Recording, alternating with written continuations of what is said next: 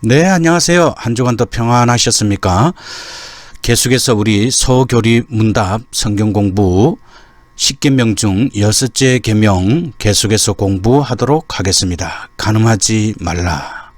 무슨 뜻입니까? 우리는 하나님을 두려워하고 사랑하기에 우리의 언행에 있어서 성적으로 순수하고 단정한 삶을 살며 남편과 아내는 서로 사랑하고 존중해야 합니다.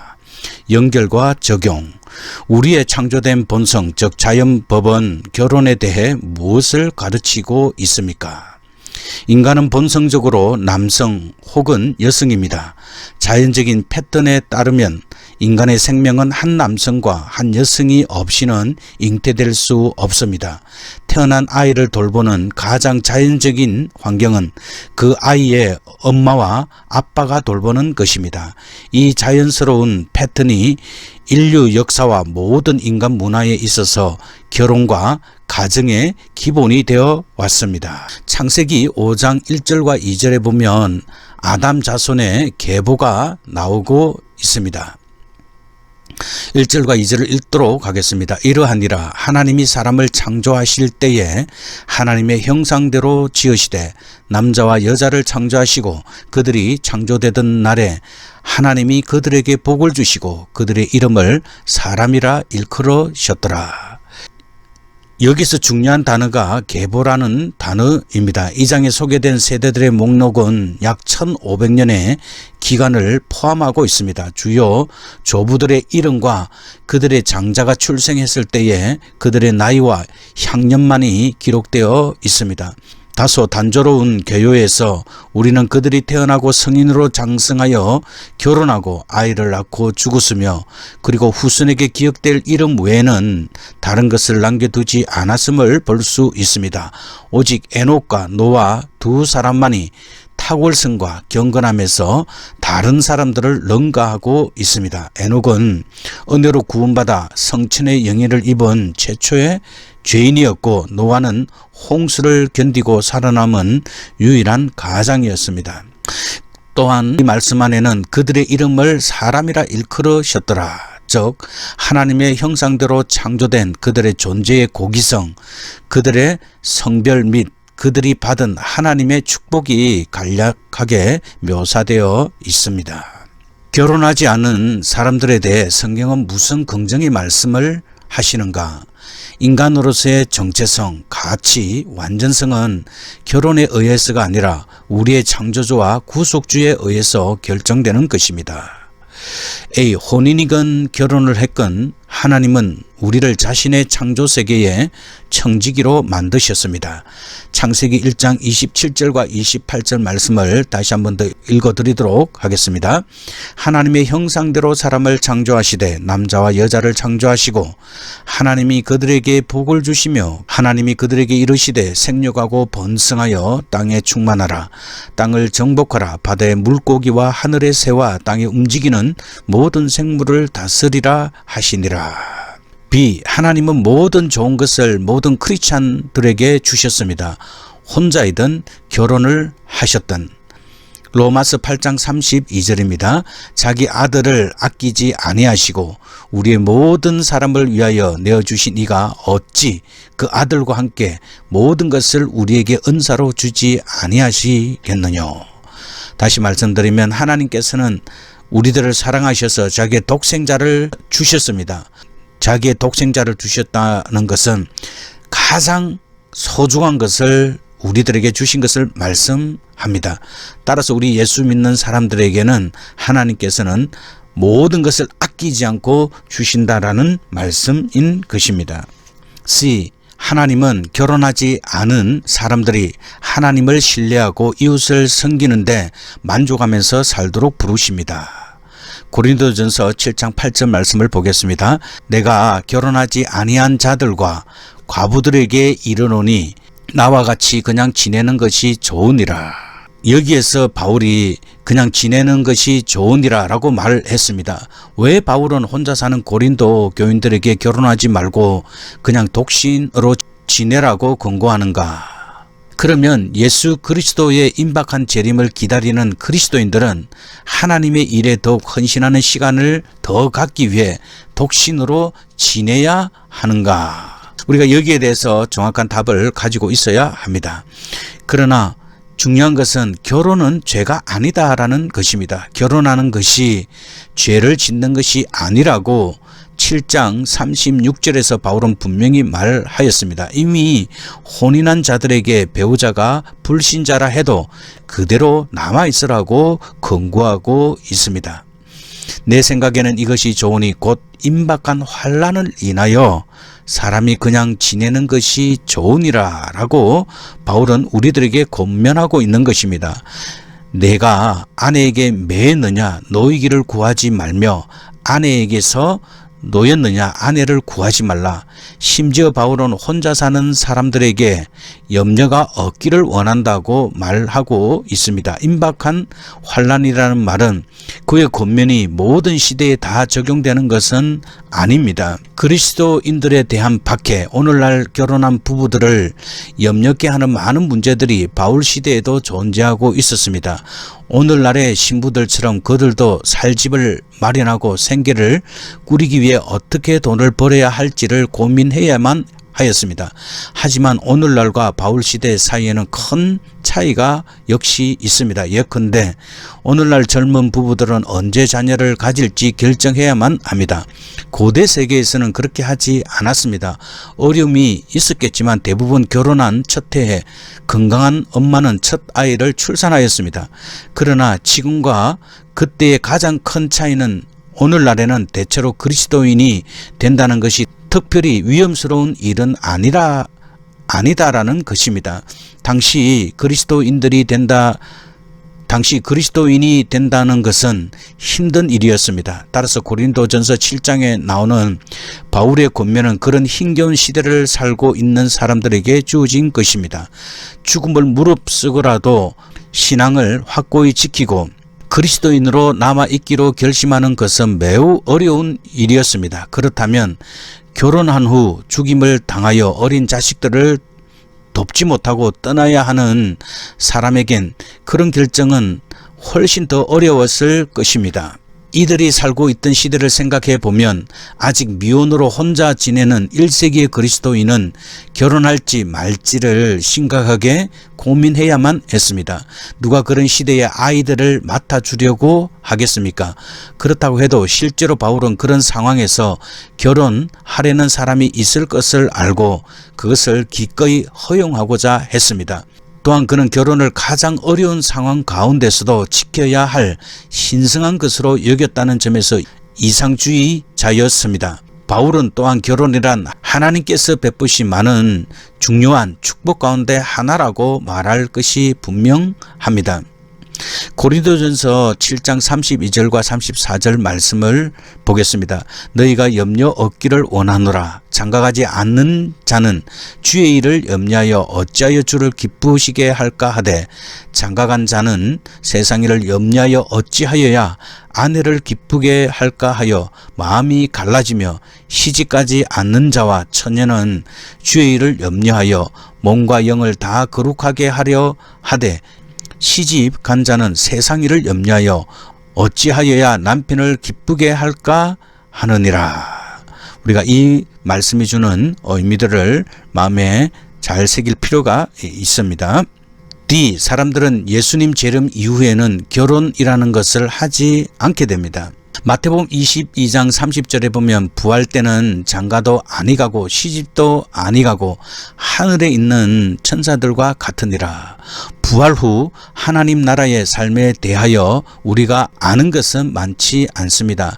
단지 로마서 8장 18절의 말씀에 보면 현재의 고난은 장차 우리에게 나타날 영광과 비교할 수 없다라고 말씀하고 있습니다. 그리고 하나님이 자기를 사랑하는 자를 위하여 예비하신 모든 것은 눈으로 보지 못하고 귀로 듣지 못하고 사람의 마음으로 생각하지도 못하였다 함과 같다고 말씀하고 있으며 그리고 모든 눈물을 그 눈에서 닦아주시니 다시는 사망이 없고 애통하는 것이나 곡하는 것이나 아픈 것이 다시 있지 아니하리니 처음 것들이 다 지나갔다고 계시록 21장 4절에서 말씀하고 있음을 우리는 알 수 있을 뿐입니다.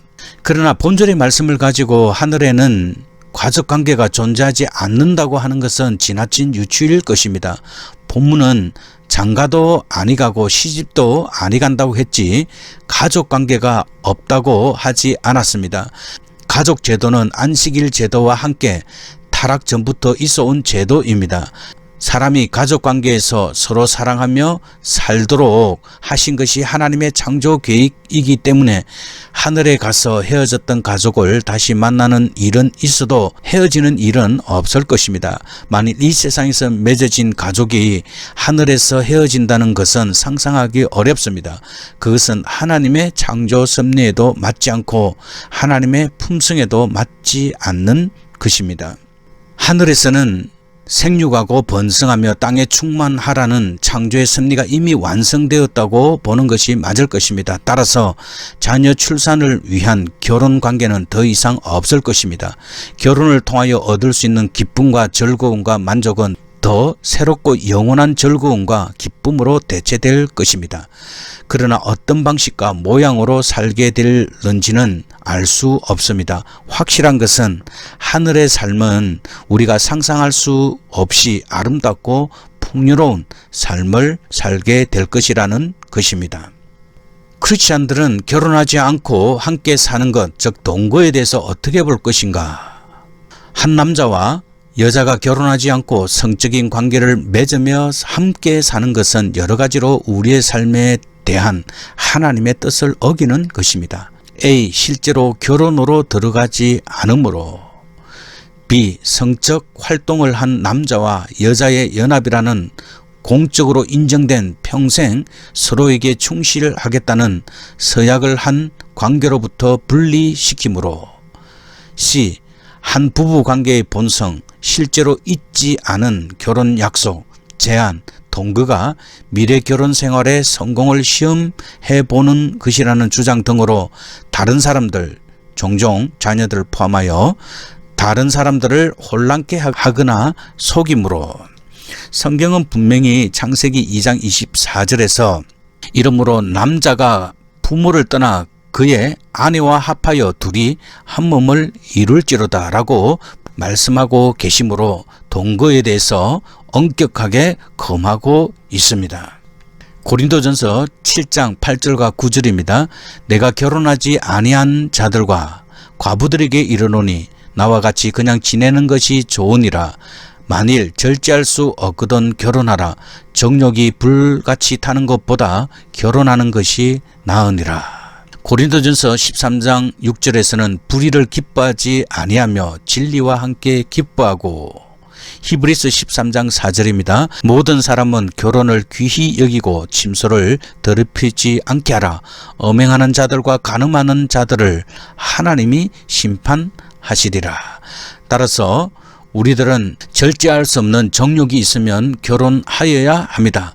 결혼이라는 제도 안에서 이 문제가 해결되어야만 하는 것입니다. 따라서 우리 그리스도인들은 진리 안에 삶을 살아야 하며 그 진리와 함께 기뻐하는 삶을 살아야 하는 것입니다. 결혼을 하지 않고 침소를 더럽히는 행위에 대해서 성경은 엄행하는 자들과 간음하는 자들을 하나님이 심판하시리라 라고 말씀하고 있습니다. 남편과 아내가 결혼 생활에 갈등을 가질 때 어떻게 해야 합니까? 우리가 죄 많고 타락한 세계에 살고 있기에 결혼 생활에 갈등이 있고 크리스찬들도 예외는 아닙니다. 남편들과 아내들은 그들의 결혼 서약을 기억하고 하나님께서 그들을 결혼으로 묶어주셨고 그들과 함께 하시겠다고 약속하신 것을 기억해야 합니다. 따라서 그들 모두가 용서가 필요한 죄인들임을 고백해야 합니다. 그리스도의 용서하심을 믿고 서로 용서한다고 말해야 합니다. 또한 함께 교회 가서 하나님의 말씀을 함께 읽고 기도해야 합니다. 이것은 모든 결혼 생활에 필수적인 것입니다. 그리고 필요하다면 크리스찬 상담사들에게 상담을 받아야 합니다. 에베소서 5장 21절에서 33절 말씀을 읽으십시오. 결혼에서 희생적 사랑의 본질을 생각해 보십시오. 이 말씀을 읽어보도록 하겠습니다. 그리스도를 경외함으로 피차 복종하라. 아내들이여 자기 남편에게 복종하기를 죽게 하듯 하라. 이는 남편이 아내의 머리됨이 그리스도께서 교회의 머리됨과 같음이니 그가 친히 몸의 구주시니라. 그러나 교회가 그리스도에게 하듯 아내들도 범사에 그 남편에게 복종할지니라. 남편들아 아내 사랑하기를 그리스도께서 교회를 사랑하시고 위하여 자신을 주심같이 하라. 이는 곧 물로 씻어 말씀으로 깨끗하게 하사 거룩하게 하시고 자기 앞에 영광스러운 교회로 세우사 티나 주름 잡힌 것이나 이런 것들이 없이 거룩하고 흠이 없게 하려 하심이니라.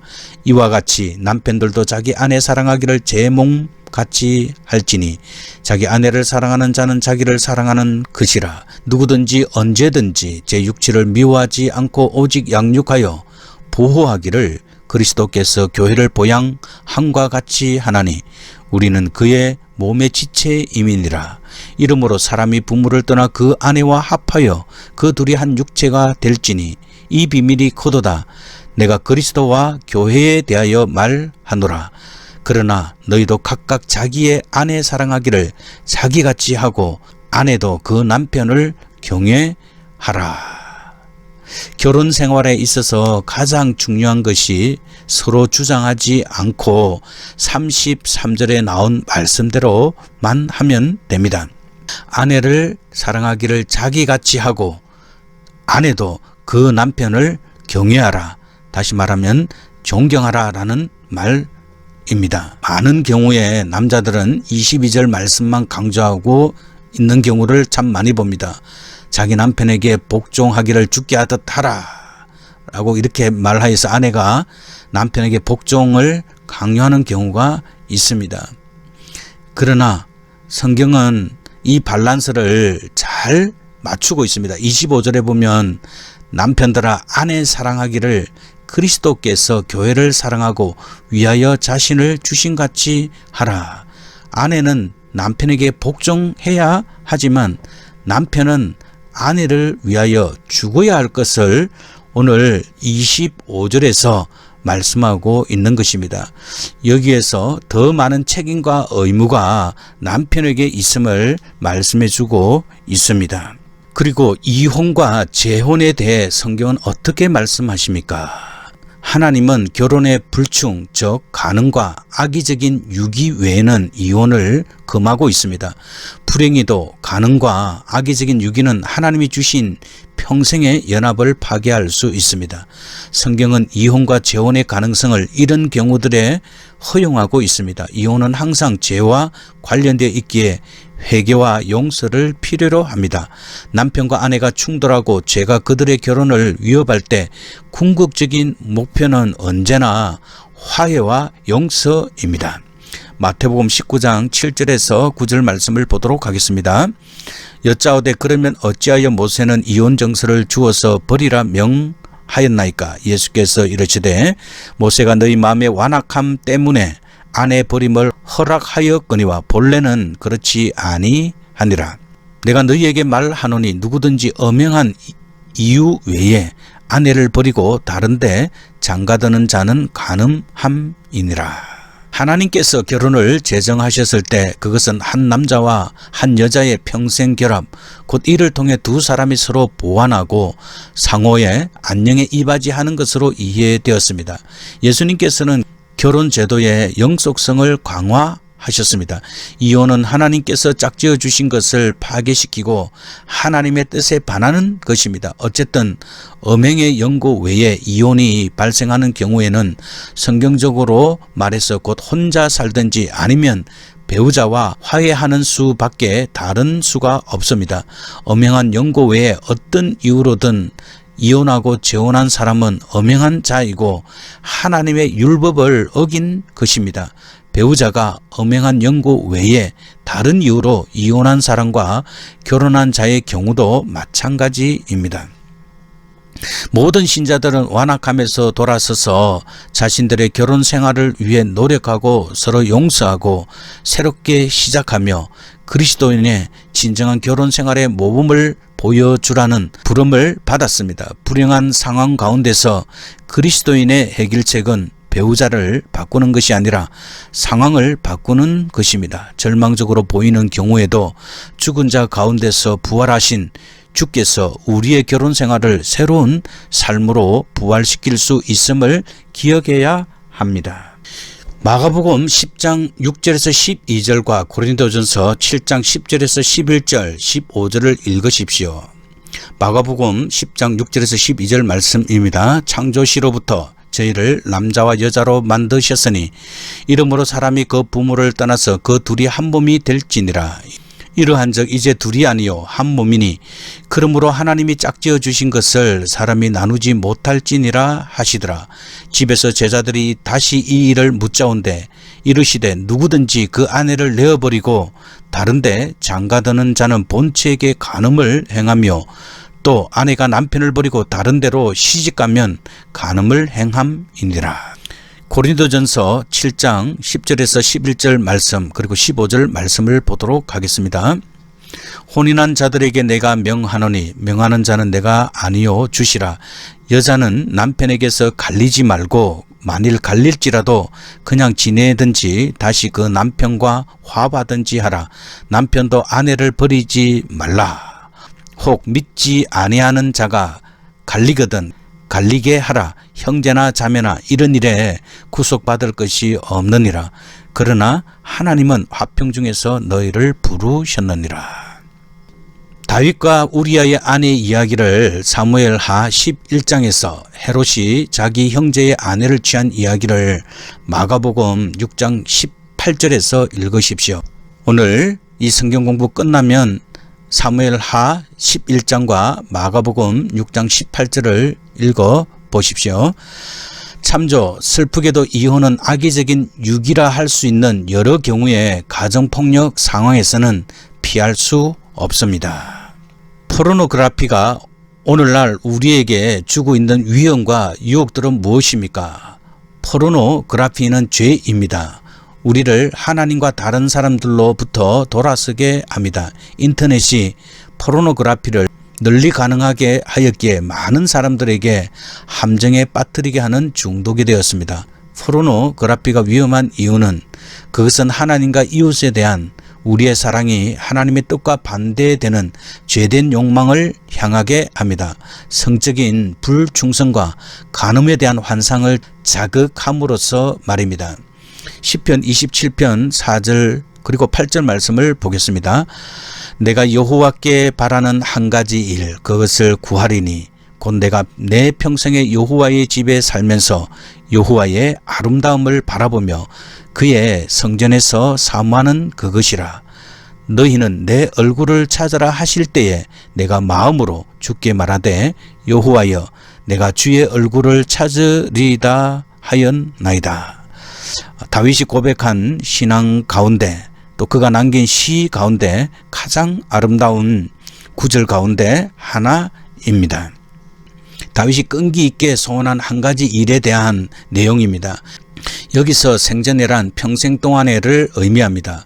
그는 앞으로 생존할 모든 날 동안에 여호와의 집 곧 성소에 거하기를 소원했던 것입니다. 이는 영적으로 하나님과 깊은 교제를 하겠다는 소원을 의미합니다. 그리고 다윗은 여호와의 아름다움을 앙망한다고 말했습니다. 아름다움은 선한, 매력, 아름다운 점, 사랑스러움 등으로 다양하게 번역될 수 있는 용어입니다. 따라서 이것은 예배 시에 나타나는 하나님의 영광을 의미하는 말입니다. 그 전에서 사모하게 하실 것이라. 사모하다는 조사하다, 숙고하다는 뜻으로 여호와를 알고자 하는 열망으로 가득 차다라는 의미를 담고 있습니다. 이러한 열망은 성전에 하나님의 영광이 나타날 때 충족될 수 있습니다. 내 얼굴을 찾으라. 이는 나에게 호소하라. 나를 신뢰하라. 또는 나를 가까이 하라는 하나님의 명령에 대한 시적인 표현입니다. 아마도 다윗은 이러한 하나님의 명령을 신명기 4장 29절에 마음을 다하고 성품을 다하여 그를 구하면 만나리라는 말씀에서 찾았을 것입니다. 그리고 이 명령에 힘입어 다윗은 전심으로 하나님께 간구하고자 했을 것입니다. 요한 1서 2장 16절 말씀을 보겠습니다. 이는 세상에 있는 모든 것이 육신의 정욕과 안목의 정욕과 이생의 자랑이니 다 아버지께로부터 온 것이 아니요 세상으로부터 온 것이라. 육신의 정욕은 타락한 사람의 본성으로 하나님을 대적하고 자기 만족을 추구하는 자세를 의미합니다.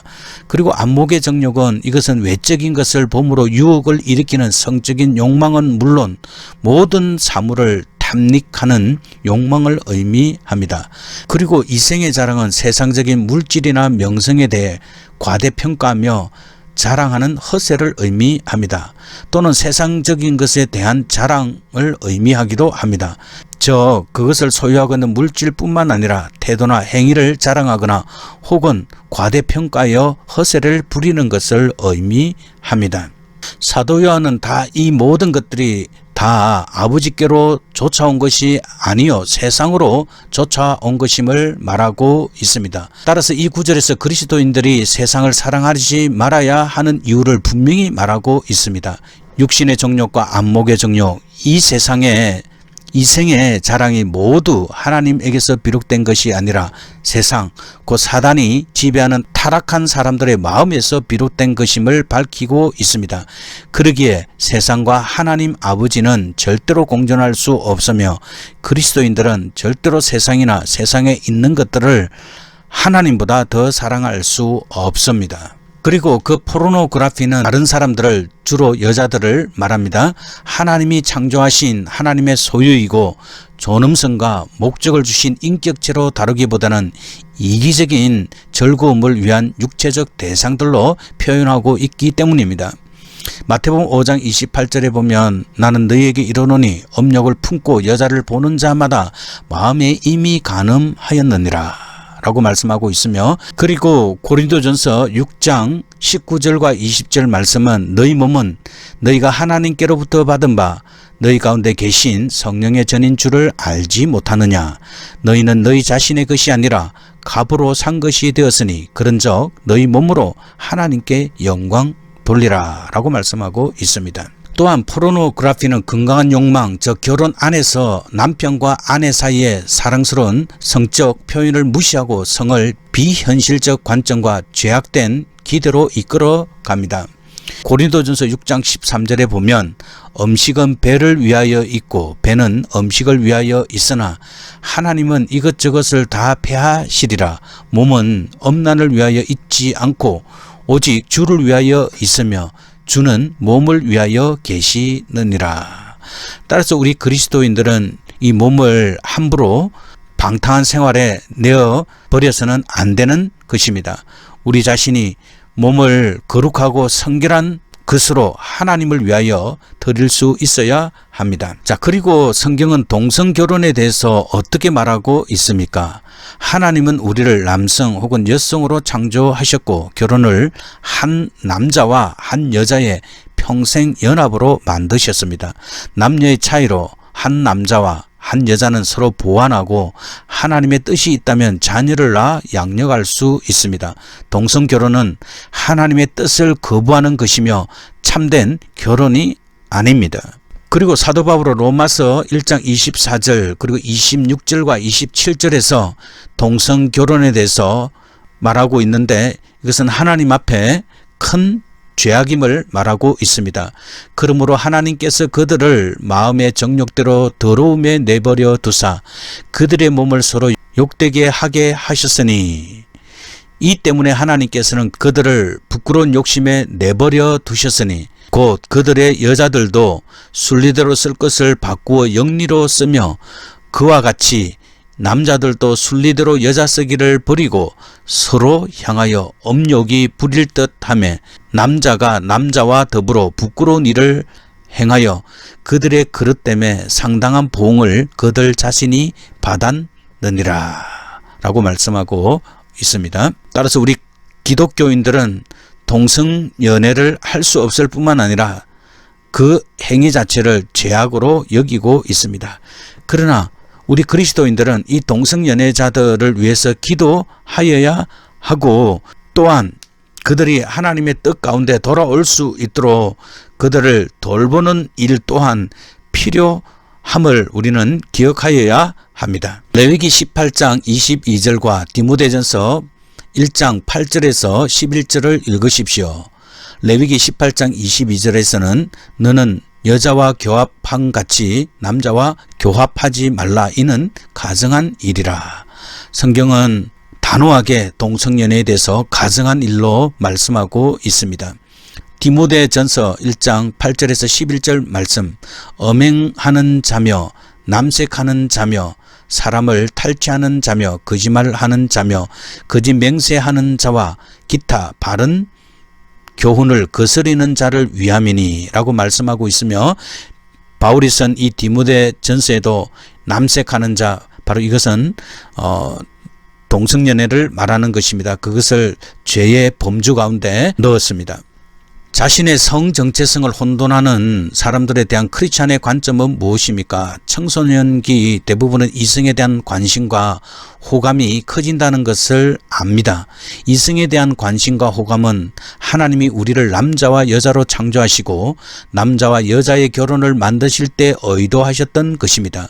크리스찬들은 이성에 대한 욕망과 호감이 결혼, 자녀의 잉태와 출산, 미래의 인간의 삶에 대해 하나님이 주신 기본이라는 것을 알고 있습니다. 하지만 사람들은 자신들이 동성인에 대한 호감을 가지고 있다는 것을 발견하기도 합니다. 다른 이들은 자신들이 태어날 때 가진 성을 불편하게 느끼기도 하며 다른 성이 잘못된 몸에 있다고 믿기도 합니다. 그런 욕망들은 우리의 타락한 본성의 결과이며 하나님의 뜻에 반대되는 것입니다. 그러므로 우리들은 우리의 중요한 정체성은 세례시 주어진 바 하나님의 자녀이며 하늘의 상속자들이라는 것을 기억해야 합니다. B. 하나님께서 우리에게 주신 몸에 따라 우리의 정체성을 남자 혹은 여자로 존중해야 합니다. C. 남자와 여자로서 우리를 향한 하나님의 뜻을 존중해야 합니다. D. 성활동에 대한 모든 욕망들은 우리가 결혼할 때까지 자제되고 절제되어야 한다는 하나님의 명령을 기억하고 순종해야 합니다. E. 대부분의 사람들이 결혼하는 반면 결혼하지 않고 순결하게 삶으로 하나님을 섬기는 자들을 높이고 복 주신다는 하나님의 말씀을 기억해야 합니다. F. 필요하고 유익이 된다면 부모, 목회자, 상담가 혹은 크리스찬 전문가들의 도움을 구해야 합니다. G. 하나님의 은혜가 우리에게 족하다는 것을 믿고 날마다의 용서의 힘과 만족을 그리스도께 구하십시오. 여기에 관련된 말씀은 로마서 13장 14절입니다. 오직 주 예수 그리스도로 옷 입고 육신을 위하여 정욕을 위하여 육신의 일을 도모하지 말라. 고린도전서 7장 17절입니다. 오직 주께서 각 사람에게 나눠주신 대로 하나님이 각 사람을 부르신 그대로 행하라. 내가 모든 교회에서 이와 같이 명하노라. 참조 매우 적은 사례로 염색체, 비정상 혹은 남성인지 여성인지 불명확한 몸으로 성적 모성을 가지고 태어나는 이들이 있습니다.